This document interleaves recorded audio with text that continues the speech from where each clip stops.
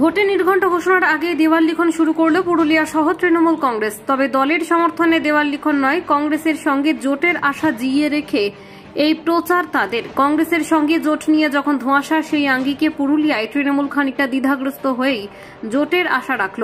বুধবার সকালে পুরুলিয়া শহরের রাঁচি রোডে দেওয়াল লিখন শুরু করে তৃণমূলের পুরুলিয়া জেলা সম্পাদক বৈদ্যনাথ মণ্ডল ছাড়াও সহ তৃণমূল কংগ্রেসের সভাপতি প্রদীপ কুমার ডাগা, পুরুলিয়া পৌরসভার স্থানীয় কাউন্সিলর সুনয় কবিরাজ সহ অন্যান্য নেতাকর্মীরা নিজেরা তুলি হাতে দেওয়াল দখলে নেমে পড়েন।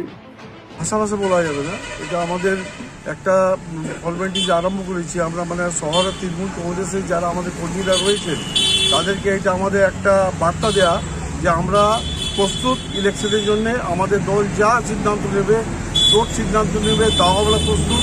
আমাদের প্রার্থী দেবে, তাও আমরা প্রস্তুত। এই দেওয়াল লেখালে কি লেখা আছে পরিষ্কার যদি বলেন?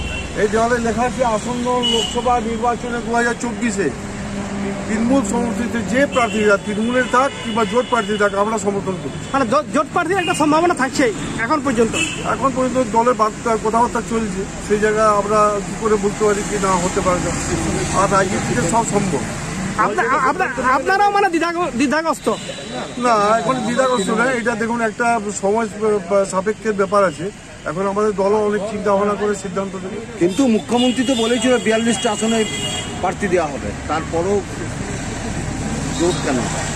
না, সেরকম তো মুখ্যমন্ত্রী বলছেন যেখানে আমাদের প্রার্থী থাকবে, মানে জোট প্রার্থী থাকলেও আমি লড়ছি, ইলেকশন আমি লড়ছি। এটা আমাদের মানে জোটের রাস্তা কি আপনারা এখনো মানে অপেক্ষা করছেন জোটের?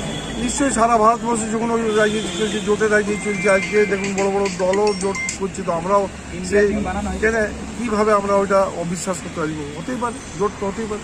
মানে জোটের আপনারা ভরসা করছেন কেন?